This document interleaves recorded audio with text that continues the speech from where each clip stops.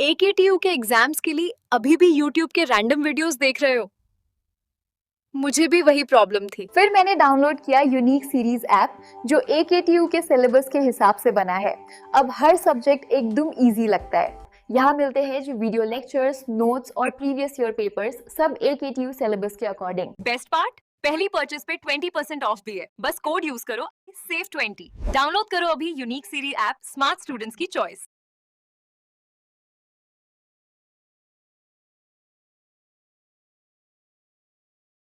Hello friends, स्वागत है आपका सिविल मंत्रा प्लेटफॉर्म पर। साथियों, मैं पूर्ण प्रकाश, मैं आपको यहाँ पे पढ़ा रहा हूँ इंजीनियरिंग मैकेनिक्स, जो एक सिविल सेकेंड ईयर के कोर्स सब्जेक्ट हुआ करता है, जो आपको सबसे पहले थर्ड सेमेस्टर में इंट्रोड्यूस होता है। और साथ ही ये जो सब्जेक्ट है, ये मैं आपका जो लेटेस्ट सिलेबस है AKTU का, उसके अकॉर्डिंग मैं कवर कर रहा हूँ, ताकि आपको सिलेबस जब देखें तो उसके साथ आपको इस वीडियो को देखने में आसानी हो और आप दोनों को समझ पाएँ।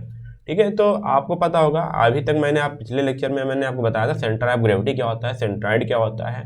ठीक है, डिफरेंट फिगर्स के सेंटर ऑफ ग्रेविटी और सेंट्रॉइड को मैंने लोकेट किया था और कुछ केसेस बताए थे, जहाँ पे आपको बताया गया था कि यदि मान लो कोई शेप में चेंजेज आ जाए, तब हम उसका कैसे point centre of gravity locate करेंगे। ठीक है, तो आज हम उसी से related centre of gravity, centroid से रिलेटेड कुछ न्यूमेरिकल सॉल्व करने वाले हैं। ठीक है, तो आज जो हम न्यूमेरिकल सॉल्व करेंगे वो देखिए यहाँ पे है सिमेट्रिकल सेक्शन पे। कैसे सिमेट्रिकल सेक्शन पे, मतलब कि जैसे डुप्लीकेट फेसेस होते हैं ना, डुप्लीकेट, यदि मैं कोई ऐसे ओपन है, अगर हम उसको ओपन कर दे तो एक दूसरे के जो इसके सिमेट्रिक हो, तो ऐसे हम क्या करते हैं, ऐसे सेक्शंस के, ऐसे फिगर्स के हम क्या करेंगे, centre of gravity find out करेंगे। बिल्कुल ये होता है। उससे पहले मैं सिमेट्रिकल समझा दूं। मान लीजिए कोई ऐसा फिगर है, ठीक है, ऐसा कोई फिगर है, ठीक है, कुछ ऐसा फिगर है, ठीक है, मतलब ट्रायंगल है और ये ट्रायंगल है। अब देखोगे सब डायमेंशन सेम रहेगा। अगर हम इसको इस साइड, मतलब किसी एक्सिस से करें, तो देखो ये दोनों एक दूसरे के अपोजिट लग रहे हैं ना, एक दूसरे के जस्ट अपोजिट लग रहे हैं। तो ये क्या हुआ, इसके क्या है, सिमेट्रिक है। इस जो हमारा एक्सिस है वाई, तो इसके हमारे क्या है, सिमेट्रिक है वाई एक्सिस के।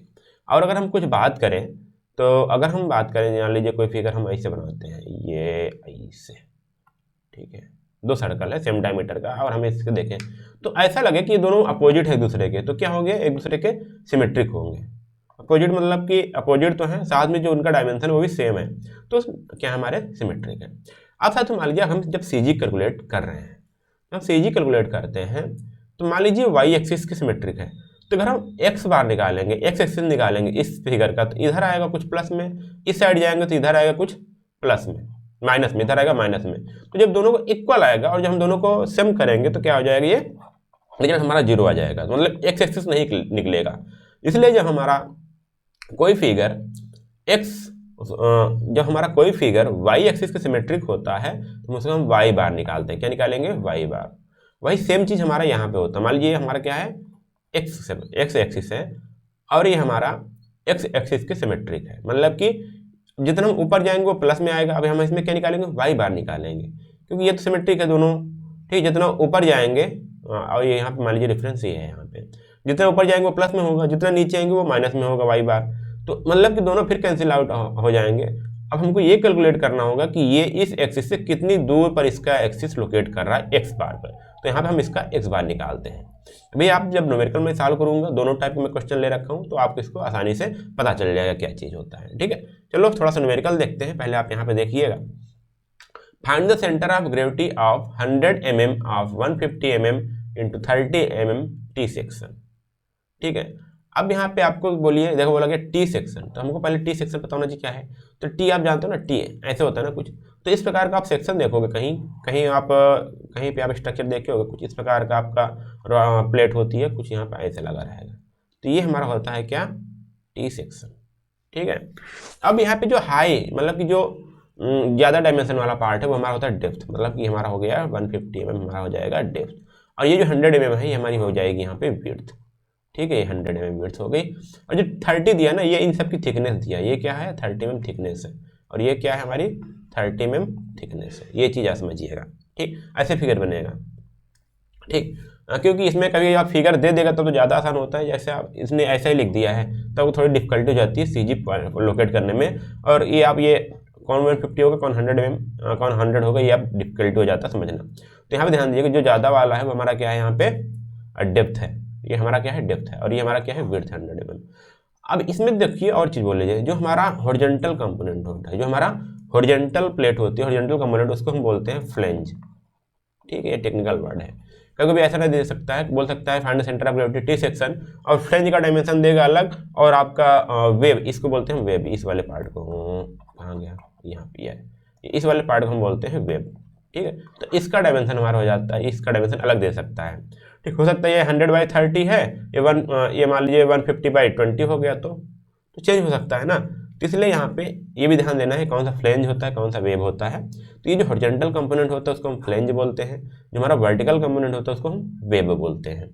ठीक, आइए हम इसको थोड़ा सा और आसानी से सॉल्व करें। तो आप ये फिगर देख सकते हो, यहाँ पे मैंने इसको और अच्छे से ड्रा किया हूँ। यहाँ पे देखो ये कितना है, 150 mm है। ठीक है, ये हमारी क्या होगी, डेप्थ हो गई, और ये हमारी क्या होगी, विड्थ हो गई, यहाँ से यहाँ तक की। कुछ टिक सेक्शन ऐसे ही बनाया था मैं। अब यहाँ पे इसकी थिकनेस हो गई, यहाँ पे इसकी थिकनेस हो गई। ठीक, अब हम इसको, अब यहाँ पे देखोगे तो आप ये समझ सकते हो कि हमारा जो वाई एक्सिस यहाँ पे हम ड्रा करें इसके बीच से, तो आपको लगेगा कि जो हमारा राइट पार्ट है वो लेफ्ट पार्ट जस्ट अपोजिट है दोनों के ना, मतलब कि लेफ्ट पार्ट राइट पार्ट के सिमेट्रिक है। तो इसमें क्या होगा, अगर हम इसमें अभी हम निकालें एक्स बार, एक्स निकालें, मान लीजिए एक्स, मान लीजिए यहाँ पे इस साइड का एक्स निकालेंगे और इस साइड का निकालेंगे, तो इसका कुछ पॉजिटिव में आएगा, इसका कुछ नेगेटिव में आएगा, और दोनों लास्ट में जो रिजल्ट निकालेंगे जब अलजेब्रिक सम करेंगे तो क्या हो जाएगा, 0 हो जाएगा। तो इसलिए यहाँ पे हम एक्स बार नहीं निकालते हैं। हालांकि हम यहाँ पे निकालेंगे जो ये EF वाला प्लेन है, सबसे बॉटम प्लेन से, इसका CG इसी पे, मतलब कि इस जो जहाँ सिमेट्रिक है ना, इसी पे कहीं लाई करेगा जो एक्स बार है। तो कितना वाई बार, मतलब कितना ऊंचाई पर एक्स बार हमारा लोकेटेड है वो भी हम फाइंड आउट कर लें। ठीक, कितना हाइट पर लोकेटेड है वही हम फाइंड आउट करेंगे यहाँ पे, मतलब मेनली हमको यहाँ पे वाई बार कैलकुलेट करेंगे। जिस एक्सिस का सिमेट्रिक है वही हमको कैलकुलेट करना है, मतलब कि वाई के सिमेट्रिक है तो वाई हमको कैलकुलेट करना है, एक्स के सिमेट्रिक है तो हमको एक्स कैलकुलेट करना है। चलिए, अब हमने इसको थोड़ा सा इजी करने के लिए हमने क्या किया, इसको 2 में डिवाइड कर लिया। हमने इसको रेक्टेंगल, देखिए 2 रेक्टेंगल हमने डिवाइड कर लिया, एक रेक्टेंगल ये हो गया डिफरेंट कलर से, और दूसरा रेक्टेंगल ये हो गया। हमने इसको 2 डिफरेंट रेक्टेंगल में हमने इसको डिवाइड कर लिया ताकि हम इसको क्वेश्चन में आसानी हो। तो हम क्या करेंगे, पहले इस एरिया का या 1 पार्ट का फर्स्ट शेप का एरिया कैलकुलेट करेंगे A1, और हमको वाई बार निकालना तो हम वाई निकालेंगे Y1। ठीक है, A1 Y1 निकालेंगे, इसका निकालेंगे हम A2 और Y2 निकालेंगे। ठीक है, क्योंकि हम फार्मूले में ये चीज़ हमको पता होनी है, रखनी है। तो आइए थोड़ा सा इसको सॉल्व करते हैं। हम पहला ये वाला फिगर लेते हैं ABCH। ठीक, ABCH लेंगे तो यहाँ पे देखिए एरिया निकालना है तो क्या हमारा हो जाएगा, लंबाई गुणी चौड़ाई, मतलब कि लेंथ इंटू विड्थ, तो हमारा 100 mm इंटू 30 mm हमारा हो गया 3000 mm²। ठीक है, अब यहाँ पे इस वाले पॉइंट का हमको क्या निकालना है, वाई निकालना है यहाँ पे।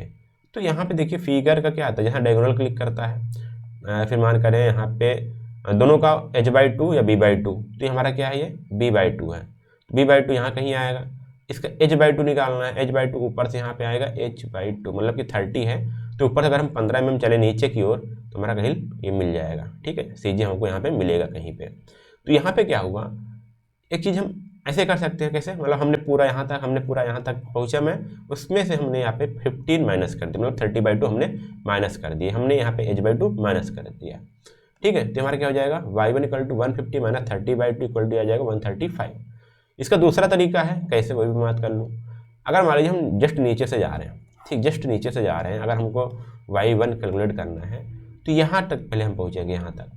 तो ये देखोगे आप 150 में से 30 जाएंगे तो यहाँ पे मिलेगा आपको 120, ये 120 मिलेगा। ठीक है, 120 हो गया। अब प्लस करेंगे, प्लस हमको ये डिस्टेंस और ऊपर जानी है, तो कितना हो जाएगा 30/2, जिसको मैंने बताया था h/2 होता है, तो यहाँ पर हो जाएगा 30/2, तो ये भी हमारा आ जाएगा 135 mm। तो ये 2 तरीके हैं हमको इस पॉइंट तक पहुँचने तक। ठीक है, तो हम यहाँ पे पहुँचे, क्योंकि ये पॉइंट क्या है, ये इस रेक्टेंगल का CG है, इस रेक्टेंगल हमारा CG है, इसलिए हम वहाँ तक जा रहे हैं, तो 135 mm हो गया। अब रेक्टेंगल ये वाला हम लेते हैं, कौन सा, ये DEFG, ठीक है, ये वाला आपको समझ में आ गया होगा, तो हम इसको लेते हैं। ठीक है, अब यहाँ पे हमने बताया था कितना है 120। हम पहले इसका एरिया निकालेंगे A2, क्योंकि दूसरा शेप है तो हम इसको लिखेंगे A2, तो A2 हमारा हो जाएगा 120 इंटू 30 में थिकनेस होगी, इसका जो एरिया निकल गया 3600 mm आया। इसका हमको y2 निकालना है, y2 मतलब कि ये x एक्सिस से कितने ऊपर लोकेटेड है इसका CG, इसका कहीं सी जी यहाँ पे होगा, तो यहाँ पे इसका जो डिस्टेंस होगा वो होगा हमारा 120/2, क्योंकि हमारा क्या हो जाएगा h/2, हमारा हो जाएगा y2 = 120/2, हमारा 60 mm हो जाएगा। ठीक, अब हमको क्या करना है, इसका y बार निकालना है। तो y बार हमने फॉर्मूला बताया था क्या, summation A Y upon total area summation of A. मतलब कि क्या है इसका मतलब बता दूं कि यहाँ पे देखिए A1 Y1 जितने शेप हैं एरिया को उसके y से मल्टीप्लाई करेंगे प्लस A2 Y2 अपान A1 प्लस A2। तो ये हमारा कुछ ऐसे फार्मूला रखेंगे तो हमारा जाके y बार निकलेगा। ठीक, क्योंकि हमको y बार निकालना इसलिए यहाँ पे y रख रहे हैं, अगर x बार निकालना तो हम यहाँ पे x रखते हैं। चलिए थोड़ा सा और आगे सॉल्व करते हैं। यहाँ पे हमने फार्मूला बता दिया, सभी की वैल्यू पुटअप करते हैं। देखिए A1 हमारा कितना था 3000, ये रखा हमने। Y1 कितना था 135, इसको मल्टीप्लाई कर दिया दोनों का साथ में, तो हमारा हो गया क्या A1 Y1 प्लस, ठीक है, A2 Y2, A2 हमारा क्या 3600, ठीक है, और Y2 हमारा 60, तो हमारा ये हो गया A2 Y2 अपान A1 प्लस A2।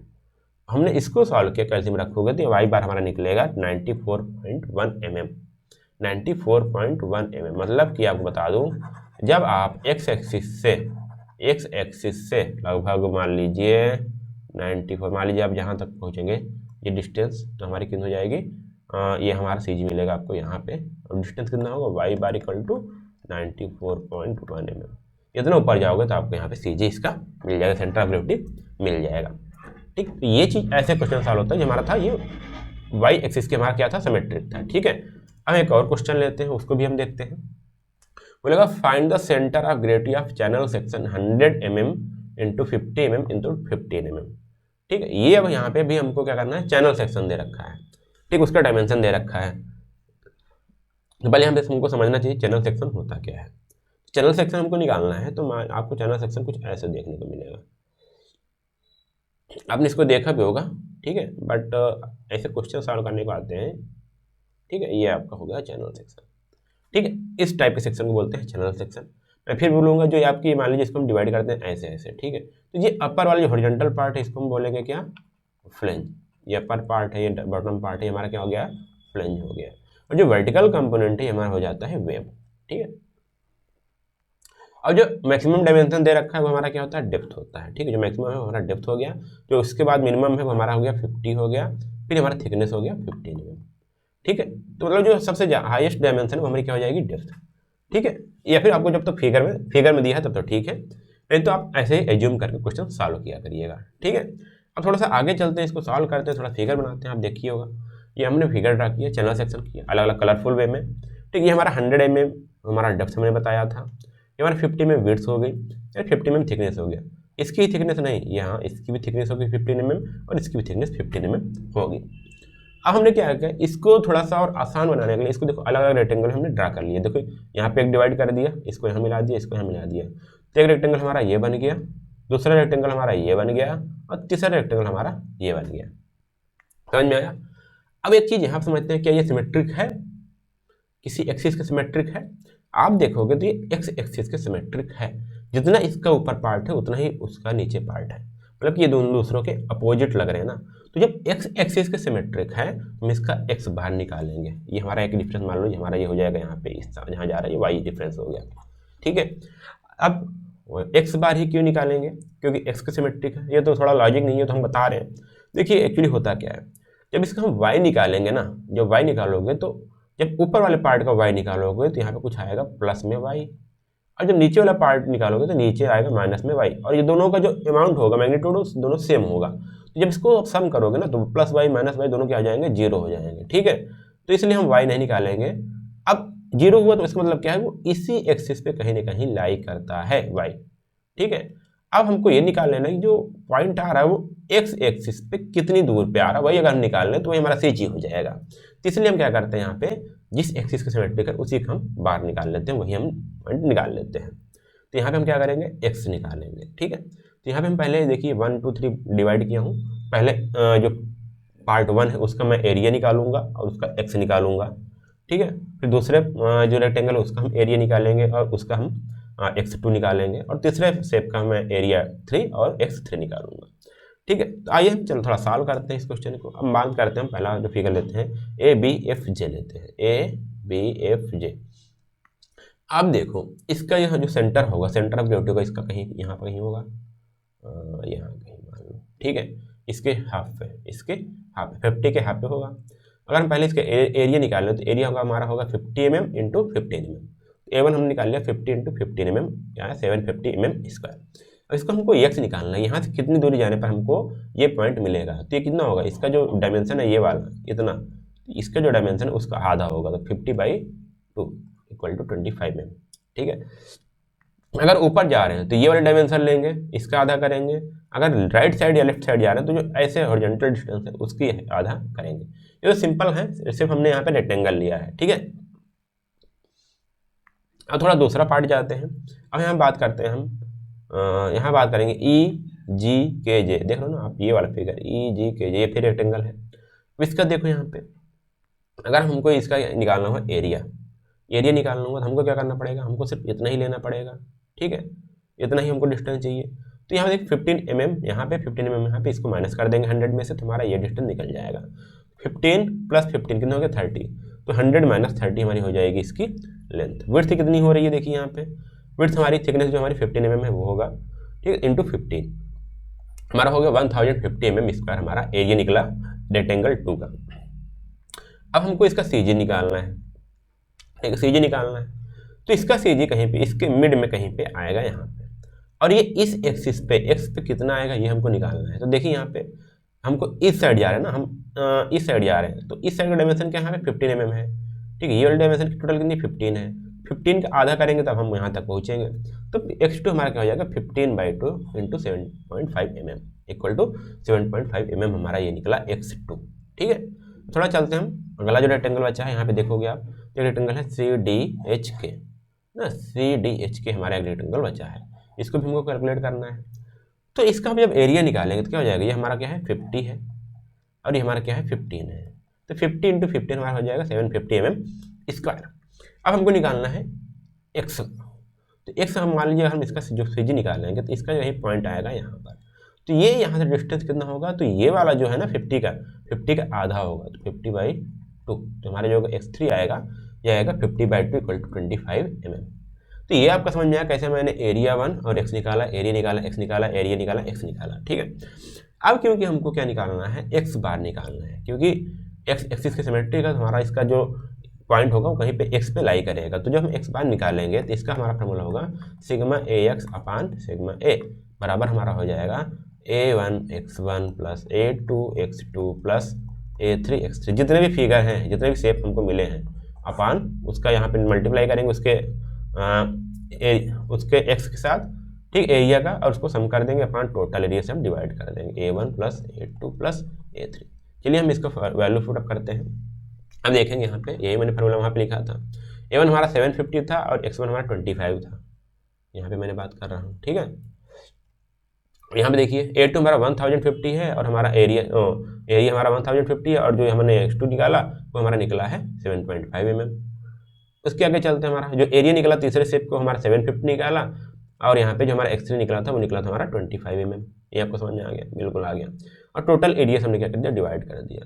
तो ये जो हमारा आया x बार हमारा 70.8 mm आया। इसका मतलब ये है कि जो x एक्सिस पे यहाँ पे चलेंगे लगभग 17 पॉइंट है ना, इसके बाहर आ जाएंगे हम, और यहाँ कहीं 17.8 mm पर इसका CG हमारा लाई करेगा, मतलब इसका जो होल बॉडी है हमारा यहाँ पे होगा कि ऐड करता हुआ माना जाएगा। तो ये हमारा इस प्रकार सेंटर ऑफ ग्रेविटी निकाला जाता है, जब हमारा x एक्सिस के सिमेट्रिक हो, इसके x एक्सिस के सिमेट्रिक हो, तो हमारा इस प्रकार से हमारा सेंटर ऑफ ग्रेविटी निकाला जाता है। थोड़ा सा और आगे चलते हैं, एक और सेक्शन है उसको भी हम यहाँ पे सॉल्व करते हैं, इंपॉर्टेंट सेक्शन है वो भी हमको समझना है। अब यहाँ पे हम बात करें आई सेक्शन, हमने टी बात कर लिया, टी के शेप में होता है, चैनल सेक्शन बात कर लिया, चैनल को आपने दिखाया। अब मैं बात करूँ आई सेक्शन। आई सेक्शन जो होता है साथियों वो आई के शेप में होता है, कुछ ऐसे, ठीक है। और फिगर अच्छा नहीं बनेगा साथियों, अभी मैं आपको अच्छा फिगर बनाऊंगा, पहले आप समझने के लिए ये वाला मैं बना देता हूँ ताकि आपको समझ में आता रहे, ठीक है, कुछ ऐसा होगा, ठीक है। अब यहाँ पे देखो बोला गया इस दोनों, इसको बोलेंगे हम बॉटम, इसको बोलेंगे हम टॉप फ्लेंज, हॉरिजॉन्टल है, ठीक, इसको हम बोलेंगे बॉटम फ्लेंज, इसको हम बोलेंगे वेब, ठीक। ऐसा कुछ आई सेक्शन आपका होता है। दिया गया an I section has following dimension in mm units. Bottom flange देखिए, बॉटम फ्लेंज यहाँ पे दे रखा है 300 हमारा ये है, ठीक है, 300 इंटू 100 mm, ठीक है। टॉप फ्लेंज हमारा ये हमारा दे रखा है 150 mm इंटू 50 mm, और वेव हमारा दे रखा है 300 हमारा ये होगा, ठीक है, 300 इंटू 50 mm। जो ये दे रखा है ना हमारी थिकनेस है, ठीक है, और ये हमारी क्या है, लेंथ विड्थ है। तो अब यहाँ पे देखो, इसका अगर हम थोड़ा सा और अच्छा फिगर बनाए तो आपको कुछ ऐसा फिगर बनेगा, ठीक है, इसलिए मैं आपको समझाने के लिए बनाया था। ये देखिए अभी हमारा क्या है 150 mm, जो हमारा टॉप फ्लेंज है उसकी हमारी जो लेंथ है वो हमारी 150 mm है, और जो इसकी विड्थ है 50 mm है, ठीक है। और जो हमारा वेव है देखिए वहाँ पे इसके बाद वेव आता है, ये हमारा जो टोटल है हमारा 300 mm है, और ये हमारा 50 mm है। बॉटम फ्लेंज की हमारा डायमेंशन है 300 mm इंटू 100 mm। तो अब इसको देखिए क्या किसी एक्सिस के सिमेट्रिक लग रहा है आपको, किसी एक्सिस के सिमेट्रिक लग रहा है, हाँ लग रहा है। तो यहाँ पे आप देखोगे ये वाई एक्सिस के क्या है, सिमेट्रिक है, मतलब कि जितना आपको राइट साइड दिख रहा है उतना ही आपको लेफ्ट साइड दिख रहा है, मतलब कि दोनों एक दूसरे के अपोजिट लग रहे हैं ना। तो यहाँ पे क्या होगा कि ये एक दूसरे के सिमेट्रिक हैं। तो अब हम यहाँ पे अगर हम एक्स बार निकालें, जितना हम राइट साइड निकालेंगे प्लस में, उतना हमारा और लेफ्ट साइड हमारा माइनस में होगा, तो एक्स बार हमारा क्या हो जाएगा, -0 हो जाएगा। उसके बाद हमको सिर्फ यहाँ पे निकालना पड़ेगा वाई एक्सिस सिमेट्रिक है, तो हम यहाँ पे निकालेंगे क्या, वाई बार, मतलब हमको सभी शेप का एरिया निकालना है और वाई निकालना है, area A1 Y1 A2 Y2 A3 Y3 and so on, ठीक है। तो यहाँ हमने क्या किया, देखो सभी क्या है, रेक्टेंगल शेप में, सभी क्या है, रेक्टेंगल शेप में है, बिल्कुल। तो अब हम क्या करेंगे, हम यहाँ पे एक एक्सिस मान लीजिए, हमारा जो एक्स एक्सिस है यहाँ पे है, ठीक है, एक्स यहाँ पे है, हमारा वाई है। चलिए अब हम इसको अलग अलग शेप में इसको हम डिवाइड कर लेते हैं। मानते हैं हमारा ये क्या है, शेप 1 है, ये हमारा शेप 2 है, और ये हमारा शेप 3 है, ठीक है। अब हम इसको कैलकुलेट करेंगे, सबका एरिया कैलकुलेट करेंगे, सबका एक्स कैलकुलेट करेंगे, फिर उसको बाद में जाके सम कर देंगे, जो हमारा फार्मूला था उस पर रख के हम इसको सम कर देंगे। तो कैलकुलेट करने से पहले, वाई कैलकुलेट करने से पहले हम क्या करेंगे, इस पर एक रेफरेंस मान लेंगे, जो हमारा एक्स एक्सिस है, मान लीजिए हमारा यहाँ पे लाई करता है, जो सबसे बॉटम पॉइंट है वहाँ पे हमारा एक्स एक्सिस लाई करता है, और हमको सबका क्या निकालना है, वाई निकालना है, मतलब कि इसका सीजी कितने ऊपर होगा, इसका सीजी एक्स से कितने डिस्टेंस पे है, और इस वाले शेप का कितना डिस्टेंस एक्स सीजी के एक्स के ऊपर है, ठीक है। अब यहाँ पे मान लीजिए एक वन शेप की बात करते हैं, तो यहाँ पे इसके मिडिल में कहीं पे यहाँ पे आएगा हमारा सीजी, सेंटर ऑफ ग्रेविटी। तो हमको ये कैलकुलेट करना है, तो ये कितने ऊपर कैलकुलेट होगा, ये हमारा हो जाएगा y1, और इसका एरिया जो आएगा हमारा A1 आएगा। चलिए हम कैलकुलेट करते हैं पहले बॉटम फ्लेंज का, ये हमारा बॉटम फ्लेंज हुआ, ठीक है, जिसको हमने 1 मान रखा था। तो यहाँ पे हो जाएगा A1 का मतलब 300 इंटू 100 mm, इसका एरिया हो गया 30,000 mm स्क्वायर। y1 हमने देखिए यहाँ पे कितना जाना पड़ेगा, तो ये जो इसकी हाइट है ना, इसका आधा ही जाना पड़ेगा, हमको सीजी मिल जाएगा, तो 100/2, तो 100/2 करेंगे तो हमारा हो जाएगा 50 mm, ठीक। ये हमारा हो गया शेप 1 की बात हो गई। अब हम चलते हैं शेप 2 की। तो हमको देखो शेप 2 के लिए हमको इसका जो सीजी मिलेगा, इस जो हाइट है ना, इसकी जो हाइट है उसके कहीं मिड पे मिलेगा हमको इसका वाई सीजी, ठीक है, मतलब वाई पॉइंट हमको इसके मिड में मिलेगा। तो पहले हम एरिया कैलकुलेट करते हैं, तो एरिया कैलकुलेट करेंगे तो इसकी जो हाइट है वो है हमारी 300 mm इंटू जो इसकी विड्थ है हमारी 50 mm दे रखा है, तो 300 इंटू 50 mm हो गया हमारा 15,000 mm स्क्वायर। अब हमको यहाँ से यहाँ तक आना है, ठीक, यहाँ से यहाँ तक आना है, तो कितना दूर चलना पड़ेगा, देखो पहले हम यहाँ पे 100 तक चले, 100 तक चले तो हमने यहाँ पहुँचा, तो 100 हमने यहाँ लिखा। फिर ये जो डिस्टेंस होगी ना, इसका जो टोटल है यहाँ पे 300 का आधा होगा, 300/2 होगा, तो हमने 100 + 300/2 चला, हमको ये पॉइंट जाके मिला है। तो 100 + 300/2 = 250 में हमारा ये y2 मिला, जो शेप 2 का y एक्सिस पे मिलता है सीजी, ठीक। थोड़ा सा और आगे चलते हैं, अब बात करते हैं हम टॉप फ्लेंज की बात करें, टॉप फ्लेंज मतलब शेप 3 की बात करते हैं। तो इसका जो हमारा मिलेगा सीजी, कहीं पे आप सोचो, मैंने बताया था मिड मिलता है, तो यहाँ पे सीजी इसका कहीं यहाँ पे होगा। तो इसके लिए हमको एरिया कैलकुलेट करना पड़ेगा पहले A3, तो A3 हमारा क्या होगा 150 mm इंटू 50 mm, तो हमारा हो गया 7,500 mm स्क्वायर। अब हमको y3 कैलकुलेट करना है, तो हमको यहाँ तक आना पड़ेगा। देखो पहले हमने 100 यहाँ चला, फिर 300 यहाँ पे चला, बट हमको यहाँ पे आना है 50/2, इसका हमको आधा चलना पड़ेगा, तो हमको ये पॉइंट मिल जाएगा। तो 100 चला पहले हमने 100, फिर इसके बाद 300 चला 300, फिर इसके बाद हमने 50/2 का हमको ये मिला 425 mm हो गया y3। तो हमको इसको सॉल्व करना है, तो हम क्या करेंगे, देखिए वही फार्मूला रखेंगे, y = A1 Y1 A2 Y2 + A3 Y3 अपन टोटल एरिया। तो सभी का जो वैल्यू हमने निकाला है, देखिए यहाँ पे 30,000 इंटू 50 mm, ठीक है, 30,000 इंटू 50 प्लस करेंगे हम ठीक, प्लस करने के बाद हम यहाँ पे क्या करेंगे 15,000 इंटू 250, 15,000 इंटू 250 सबका प्लस में यहाँ पे देखते जाइएगा। अब यहाँ पे आए तो हमारा हो गया A3 और Y3 की बात करते हैं तो 7,500 इंटू 425, तो यहाँ हमने उसको वैल्यू पुटअप की। नीचे सबका टोटल एरिया हमने क्या डिवाइड कर दिया, तो इसका जो Y बार निकल गया 160.7 mm निकल गया है। मतलब कि यहाँ पे इसका जब बात करेंगे तो 100 ये हमारा आएगा लगभग 150, लगभग यहाँ कहीं आएगा, ठीक है, यहाँ पे कहीं आपका आएगा Y, ठीक है, ये हमारा आ जाएगा Y bar equal to 167.1 mm, ठीक है। इस प्रकार से यहाँ पे आई सेक्शन का हमने क्या निकाला, सेजे निकाला जो हमारा Y एक्सिस से सिमेट्रिक था। तो आप ये समझ गए कि हमारा कोई भी पॉइंट एक्स एक्सिस के सिमेट्रिक होता है उसका हम x बार निकालते हैं, जब हमारा y एक्सिस के सिमेट्रिक होता है तो हम y बार निकालते हैं। कहते हैं कुछ नॉर्मल सेक्शन थे जो मैंने बताया, जो आपको न्यूमेरिकल में पूछा जा सकता है, थोड़ा सा ये अगर क्वेश्चन आएगा भाई तो आपको नॉर्मल 2 मार्क्स में आ सकता है, ठीक है, क्योंकि इतना जल्दी क्वेश्चन नहीं है आपके बीटेक लेवल का, ठीक है। तो इसको ज़्यादा से ज़्यादा प्रैक्टिस करिए। अभी मैं अगले वीडियो में मैं आपको जो कंपोजिट सेक्शन है, जो अनरेगुलर सेक्शन है, कंपोजिट सेक्शन मतलब कि जो सिमेट्रिक नहीं है, उनका मैं यहाँ पे न्यूमेरिकल करवाऊंगा, ठीक है। तो उम्मीद करता हूँ आपको ये वीडियो जो है अच्छे लग रहे होंगे और आपको हेल्पफुल मिल रहे होंगे साथियों। इसके जो डेरिवेशन है, इसके जो आपके और अदर न्यूमेरिकल सोल्यूशन है, आपको नीचे फोल्डर बना के दे दिया जाएगा ताकि आप वहाँ से अपना इंडिविजुअली चेक कर पाओ और उसको आसानी से समझ पाओ, ठीक है। तो साथियों मैं यहाँ पे थोड़ा सा विराम लेना चाहूँगा, और यदि आपको वीडियो अच्छा लग रहा हो तो साथियों दोस्तों को जरूर शेयर करिएगा। ये पूरा सब्जेक्ट का लिंक आप उनको भेज दीजिए, ठीक है। उनको बताइए कि सिविल मंत्रा के जो सिविल मंत्रा पे सभी सब्जेक्ट आपको अवेलेबल हैं, चाहे वो सिविल के हो चाहे मैकेनिकल के हो, ठीक है। उनको ज़्यादा से ज़्यादा डाउनलोड करवाइएगा और उनको बताइए कि कोर्स को लेकर के जल्दी से अपनी तैयारी स्टार्ट कर लीजिए, ठीक है। तो अब चलते हैं थोड़ा सा अगले वीडियो में पढ़ेंगे हम, जो बताया मैंने आपको अनसिमेट्रिकल सेक्शन के बारे में बताऊंगा, जहाँ पे आपको x बार y बार दोनों कैलकुलेट करना होगा।